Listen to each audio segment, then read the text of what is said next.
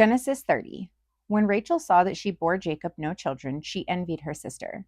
She said to Jacob, "Give me children, or I shall die." Jacob's anger was kindled against Rachel, and he said, "Am I in the place of God, who has withheld from you the fruit of the womb?" Then she said, "Here is my servant Bilhah. Go into her so that she may give birth on my behalf, that even I may have children through her." So she gave him her servant Bilhah as a wife, and Jacob went into her.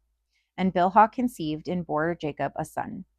Then Rachel said, "God has judged me and has also heard my voice and given me a son." Therefore she called his name Dan. Rachel's servant Bilhah conceived again and bore Jacob a second son. Then Rachel said, "With mighty wrestlings I have wrestled with my sister and have prevailed." So she called his name Naphtali. When Leah had saw that she had ceased bearing children, she took her servant Zilpah and gave her to Jacob as a wife. Then Leah's servant Zilpah bore Jacob a son. And Leah said, "Good fortune has come." So she called his name Gad. Leah's servant Zilpah bore Jacob a second son. And Leah said, "Happy am I, for women have called me happy." So she called his name Asher. In the days of wheat harvest, Reuben went and found mandrakes in the field and brought them to his mother Leah. Then Rachel said to Leah, "Please give me some of your son's mandrakes." But she said to her, "Is it a small matter that you have taken away my husband?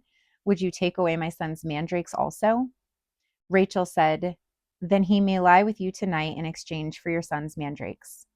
When Jacob came from the field in the evening, Leah went out to meet him and said, "You must come in to me, for I have hired you with my son's mandrakes." So he laid with her that night. And God listened to Leah, and she conceived and bore Jacob a fifth son. Leah said, "God has given me my wages because I gave my servant to my husband." So she called his name Issachar. And Leah conceived again, and she bore Jacob a sixth son. Then Leah said, "God has endowed me with a good endowment. Now my husband will honor me because I have borne him six sons." So she called his name Zebulun. Afterward, she bore a daughter and called her name Dinah. Then God remembered Rachel, and God listened to her and opened her womb. She conceived and bore a son and said, "God has taken away my reproach." And she called his name Joseph, saying, "May the Lord add to me another son." Jacob's prosperity. As soon as Rachel had borne Joseph, Jacob said to Laban, "Send me away that I may go to my own home and country. Give me my wives and my children for whom I have served you, that I may go, for you know the service that I have given you." But Laban said to him, "If I have found favor in your sight, I have learned by divination that the Lord has blessed me because of you. Name your wages, and I will give it." Jacob said to him, "You yourself know how I have served you, and how your livestock has fared with me. For you had little before I came, and it has increased abundantly, and the Lord has blessed you wherever I turn. But now, when shall I provide for my own household also?" He said, "What shall I give you?" Jacob said, "You shall not give me anything. If you will do this for me, I will again pasture your flock and keep it. Let me pass through all your flock today, removing from it every speckled and spotted sheep, and every black lamb, and the spotted and speckled among the goats, and they shall be my wages. So my honesty will answer for me later when you come to look into my wages with you. Every one that is not speckled and spotted among the goats, and black among the lambs, if found with me, shall be counted stolen." Laban said, "Good, let it be as you have said."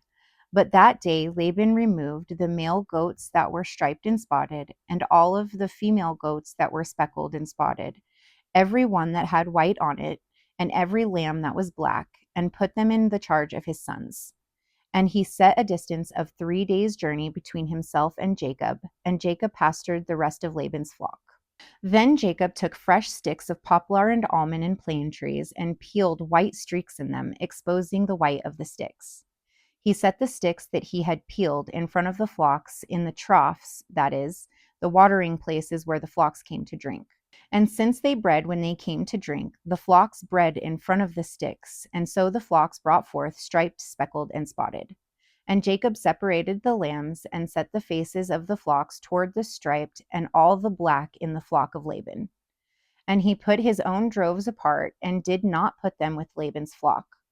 Whenever the stronger of the flock were breeding, Jacob would lay the sticks in the troughs before the eyes of the flock, that they might breed among the sticks. But for the feebler of the flock, he would not lay them there. So the feebler would be Laban's, and the stronger Jacob's. Thus the man increased greatly and had large flocks, female servants and male servants, and camels and donkeys.